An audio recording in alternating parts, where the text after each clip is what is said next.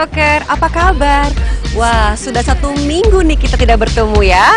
Senang sekali rasanya saya, Ika Purti, kembali hadir menemani Transoccer semua di acara bola yang sangat ditunggu-tunggu, apalagi kalau bukan di Soccer Fever. Seperti biasa Transoccer, kami menyiapkan info-info yang menarik seputar dunia sepak bola di lapangan hijau, mulai dari highlight Liga-Liga Eropa, free kick, dan hot info yang dikemas dalam Hot Soccer. Ada yang demam bola? Sini-sini, diobatin aja sama Soccer Fever.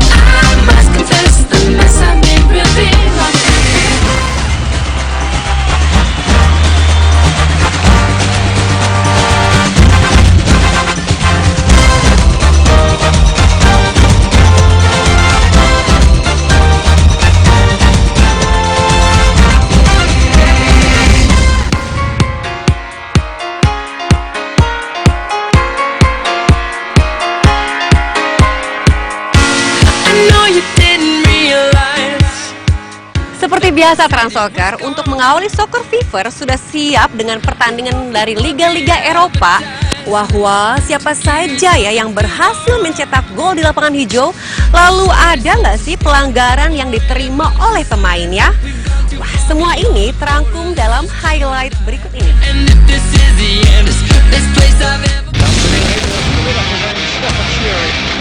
Setelah berhasil mengalahkan tuan rumah Stoke City 2-0 di Stadion Britania Minggu 14 April petang, jalan Manchester United untuk merebut gelar juara Liga Premier Inggris kian langgeng.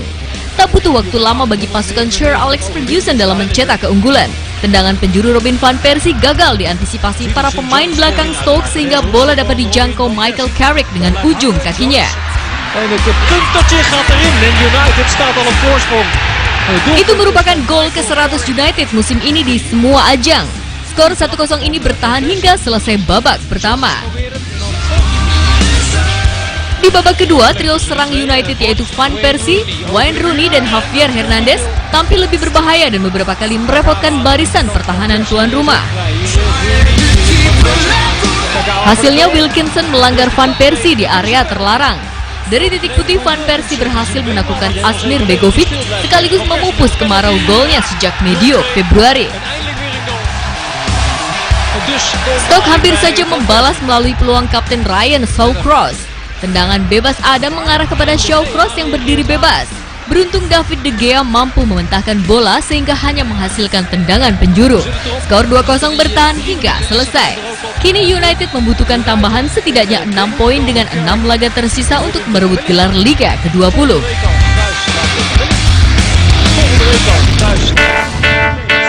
Belum ada sinyal membaik dari QPR untuk menyelamatkan diri dari ancaman degradasi.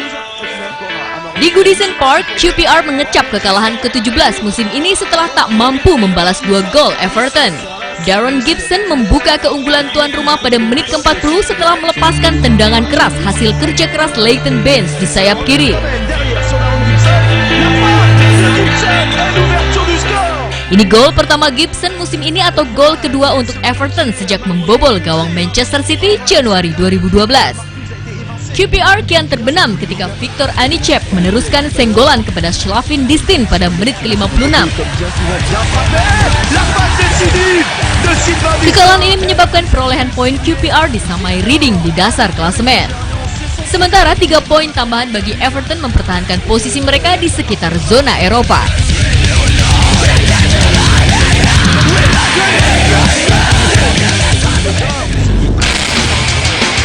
Bermain di kandang, Arsenal berhasil menyimpan poin sempurna kala menjamu Norwich City dalam lanjutan Liga Primer 13 April kemarin. Norwich menyengat ketika sukses unggul lebih dahulu pada menit ke-56. Umpan tendangan bebas Robert Snodgrass berhasil disambut sundulan Michael Turner. Tertinggal, Wenger langsung bereaksi dengan mengirim Lukas Podolski dan Theo Walcott ke atas lapangan. Gol balasan akhirnya tercipta pada menit ke-85 melalui titik putih. Penyebab terjadinya hukuman penalti terbilang kontroversial karena Kei Kamara dianggap menjatuhkan Olivier Giroud. Meski diprotes, Mikel Arteta melaksanakan tugas sebagai algojo dengan baik. Gol itu membuka sumbatan serangan tuan rumah. Giroud meneruskan umpan Alex Oxlade-Chamberlain 3 menit berselang. bola berbelok membentur Sebastian Basong sehingga gol tercatat sebagai gol bunuh diri pemain belakang Norwich itu. 3 poin dramatis Arsenal disempurnakan Podolski 1 menit memasuki tambahan waktu melalui tendangan keras dari tepi kotak penalti.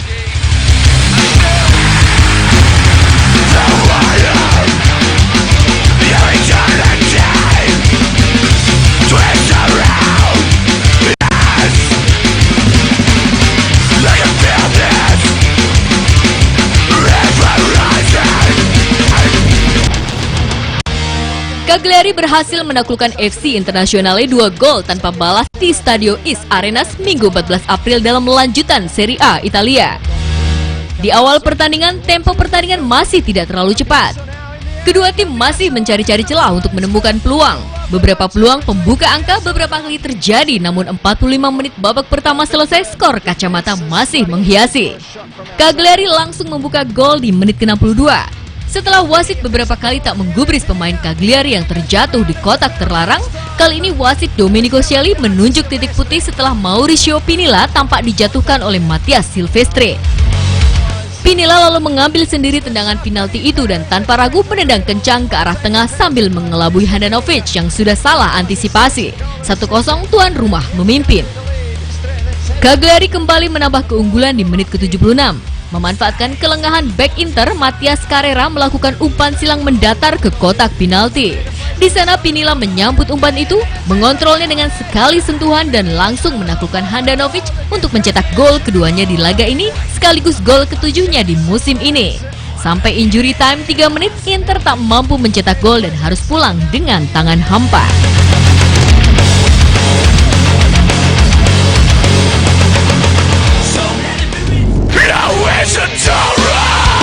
Bermain di San Siro, Milan hanya bisa berbagi poin dengan sang tamu Napoli dalam lanjutan Liga Italia Serie A. Milan dan Napoli mengawali babak pertama dengan tempo cepat di mana kedua kubu saling menekan pertahanan lawan. Rossoneri akhirnya memecah kebuntuan di menit ke-30 melalui Flamini setelah menyambar bola hasil kerjasama apik Boateng dan Gianpaolo Pazzini. Kelengahan lini belakang Partenopei dimaksimalkan Flamini yang segera melepaskan tendangan untuk menundukkan De Sanctis sekaligus membawa tuan rumah unggul 1-0.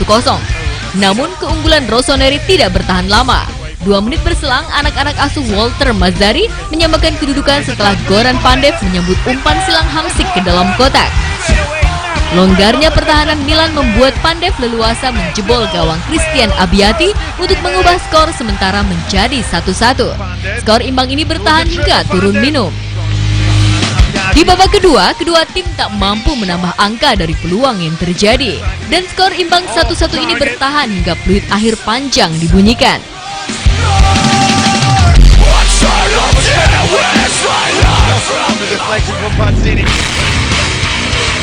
Bermain di Olimpico, Lazio harus tunduk atas tamunya Juventus 0-2 tanpa balas. Sejak laga digulirkan, Lazio maupun Juventus langsung berinisiatif melakukan serangan. Sial bagi Bianco Celesti, gawang Federico Marchetti akhirnya bergetar di menit ke-8 menyusul hadiah penalti yang diberikan wasit kepada Juventus. Itu setelah Loricana terlihat menjatuhkan Mirko Vucinic di dalam kotak terlarang. Arturo Vidal yang dipercaya sebagai eksekutor dengan tenang menceploskan bola dengan mulus ke gawang Marchetti untuk membawa Juve unggul 1-0.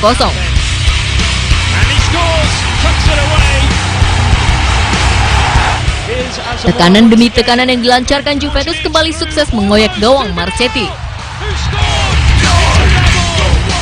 Vidal kembali memaksa Marchetti memungut bola di menit ke-28 lewat tendangan lob yang gagal diantisipasi kiper 30 tahun. Keunggulan 2-0 untuk Juve tidak berubah hingga turun minum. Setelah beberapa peluang terjadi di babak kedua, baik Lazio maupun Juventus tidak dapat menambah angka dan skor 2-0 pun tetap bertahan hingga peluit babak akhir.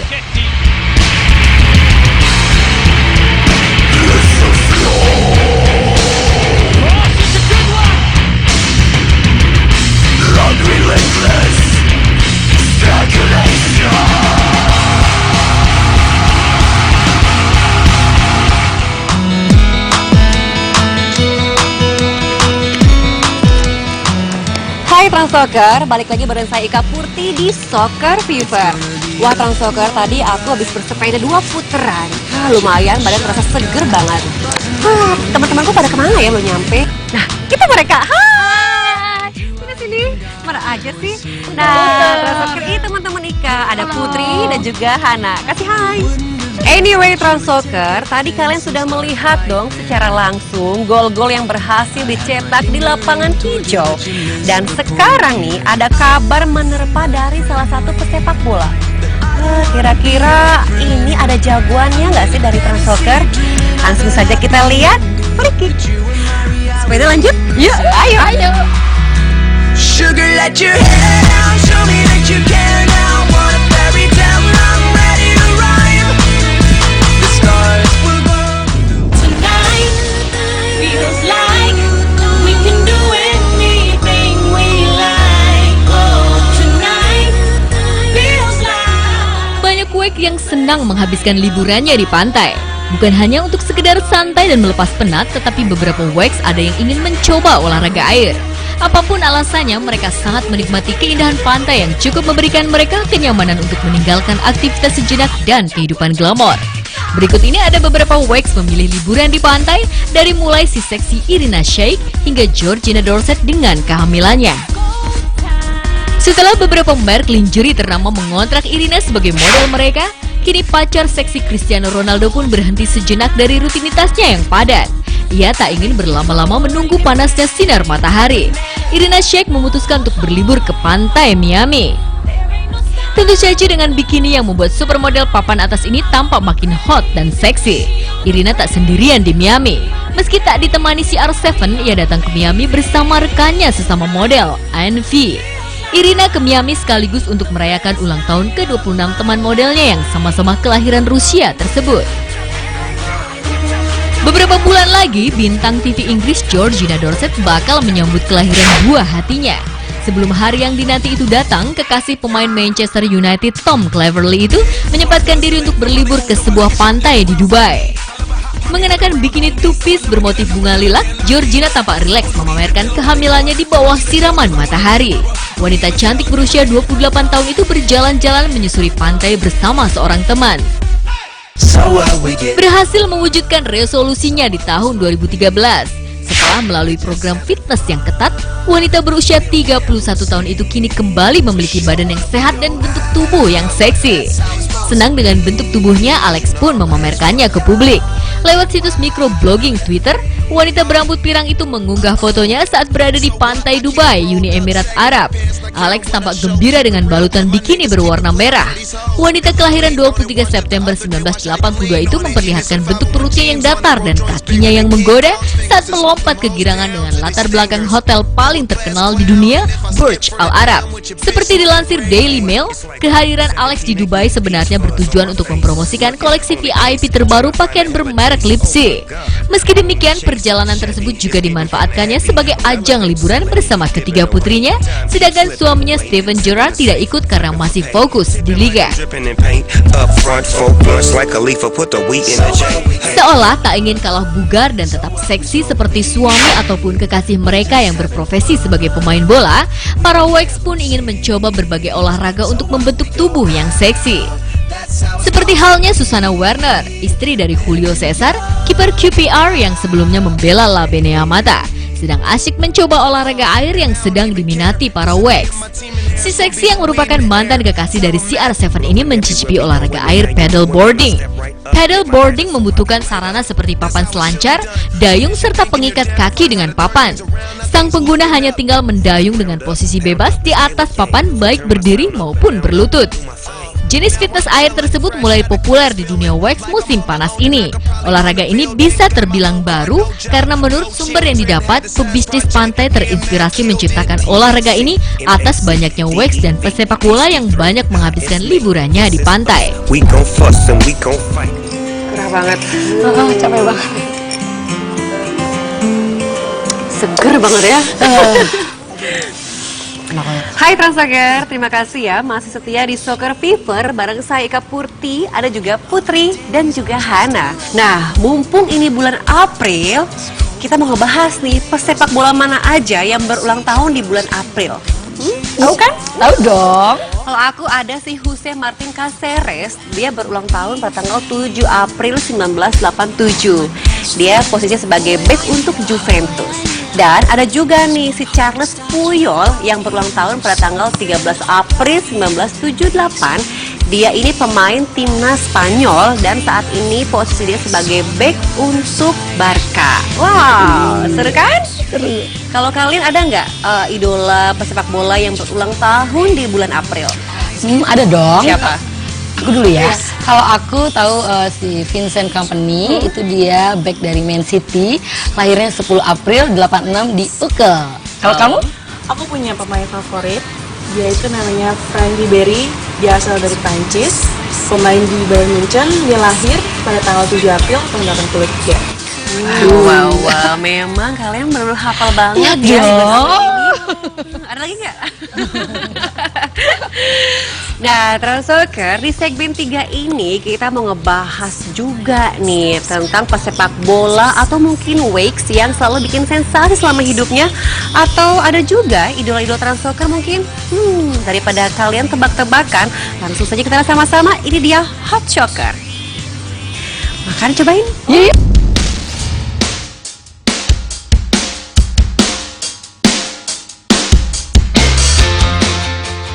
Hot Soccer kita kali ini datangnya dari pria yang baru saja ditunjuk sebagai Kapten Hamburg SV.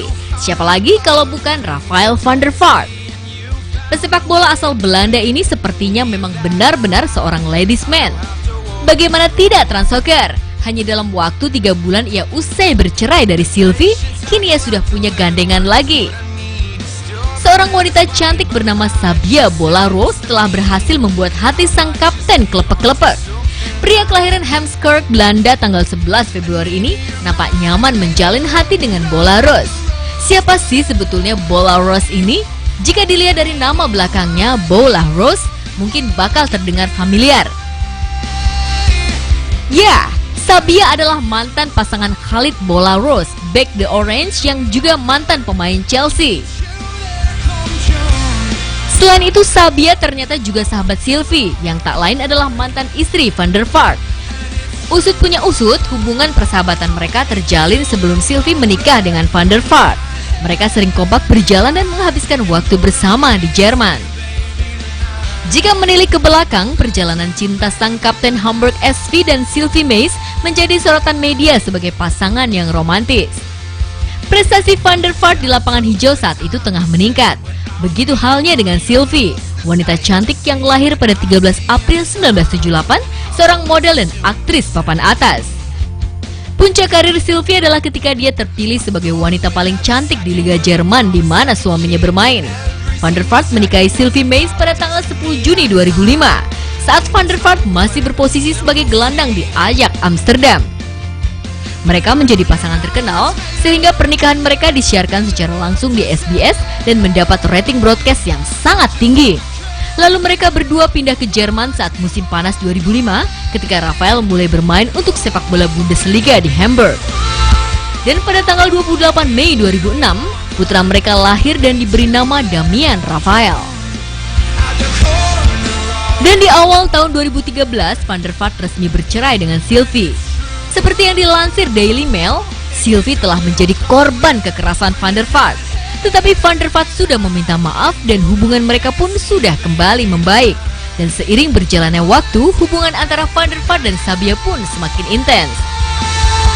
Akhir-akhir ini Sabia sering terlihat menemani Rafael di berbagai acara di kota Hamburg. Hubungan istimewa itu sendiri telah diketahui mantan istri Van der Vaart, Sylvie. Model seksi yang kerap memamerkan lingerie ini mengaku bahagia jika dua orang yang pernah dekat dengannya itu bersatu. Ia sendiri belum mau menjalin hubungan baru dan lebih memilih untuk fokus membesarkan buah hatinya hasil pernikahannya dengan Van der Vaart. Dan tentu saja bukan seker fever namanya jika tidak mengkonfirmasi kabar yang hot ini. Kita simak yuk gimana sejujurnya komentar Sylvie atas hubungan mantan suami dan sahabatnya yang sudah lama terjalin itu.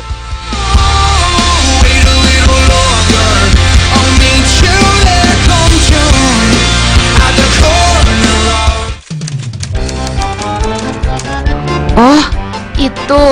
Nih, aku kasih tahu satu rahasia ya. Tapi bener loh, jangan bilang siapa-siapa loh. Bener loh ya. Jadi, Rafael itu sekarang lagi jualan pisang goreng penyet. Nah, dia lagi ngincar Sabia sebagai modelnya.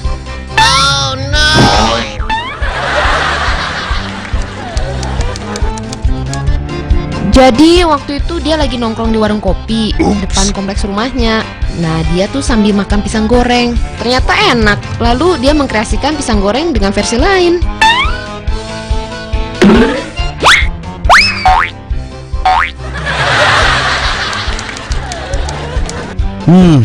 Katanya sih gitu. Inyo mah selalu dukung apa yang awak lakukan. Apalagi pisang goreng penyet itu bakal jadi makanan yang paling lama di Jerman.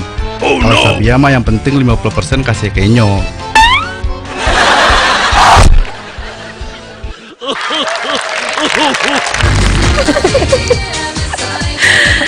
Nah, Transoker, gimana info barusan? Belum puas atau mau nambah lagi?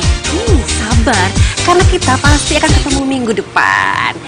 Dan terima kasih ya Ika ucapin untuk Putri dan juga Hana Sama-sama, atas waktunya terima hari kasih. ini. Terima kasih juga untuk Transoker yang sudah menyaksikan Soccer Fever dari awal sampai acara ini selesai. Tetap terus saksikan Soccer Fever setiap hari Selasa jam 12 malam setelah bioskop Trans TV. Ingat ya, setelah bioskop Trans TV, hanya di Trans TV. Salam Trans Soccer.